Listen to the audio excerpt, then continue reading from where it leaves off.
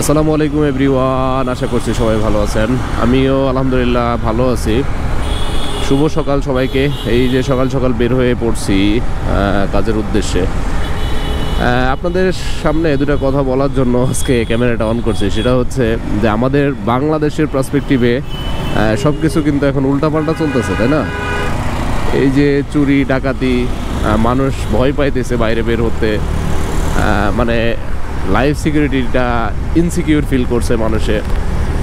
So এইসবের কারণ কি এটা আপনারা খুব ভালোভাবে জানেন আর কি। এটা নিয়ে আমি কথা বলবো না, কিন্তু এটার আসলে সমাধান আমরা ব্যক্তি হিসাবে আমাদের প্রত্যেকে নিজের নিজের জায়গা থেকে কিভাবে করতে পারি। একটা জিনিস কি, যে যত বড় বিপদই হোক না কেন, যেমন আমাদের উপর দিয়ে অনেক কিছু গেছে, যেমন কোভিডের মতো আপনার মহাবিপদ গেছে, বা ভবিষ্যতে যে কোভিডের চেয়েও মহাবিপদ আসবে না এরকমও কিন্তু কোনো কথা নাই, তাই না?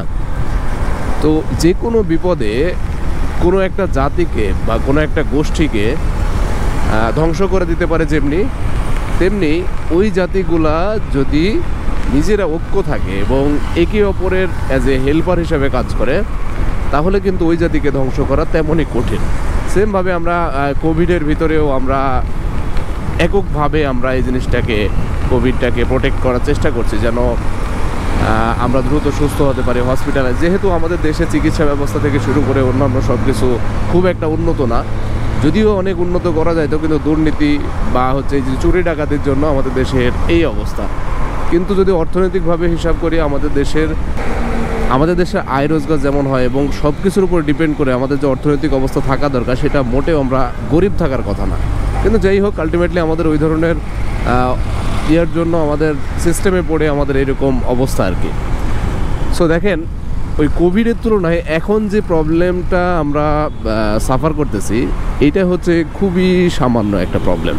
হ্যাঁ, এই চোর ডাকাতগুলারে মনে করেন যে কোনো একটা দল বলেন বা কোনো একটা গোষ্ঠী বলেন, তারা টাকা পয়সা দিয়ে পালতো, ঠিক আছে? এখন তারা তো ভাই নাই, তাদের টাকা পয়সা যে দিবে বা তাদের যে লাইফ লিড করার মতো বা তাদের যে নিডস, তো সেই জিনিসটা দেওয়ার মতো কিন্তু এখন কেউ নাই।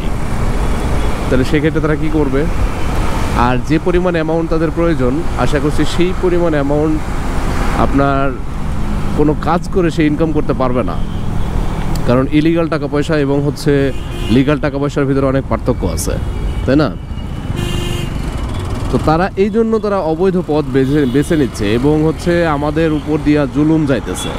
আপনি টাকা পয়সা নিয়ে বের হয়েছেন বা অন্যান্য অনেক কিছু নিয়ে বের হয়েছেন, রাস্তাঘাটে যদি কোনোভাবে আপনাকে সন্দেহ করে, তাহলে সেক্ষেত্রে মনে করেন যে আপনার ওইসব হারানোর সম্ভাবনাটাই বেশি।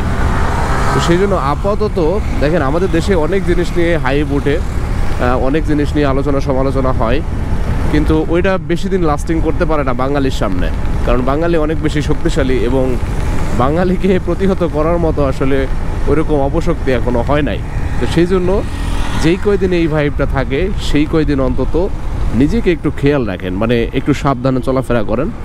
অতি প্রয়োজন ছাড়া বাসা থেকে বের হওয়ার দরকার নাই, মানে সন্ধ্যার পরে।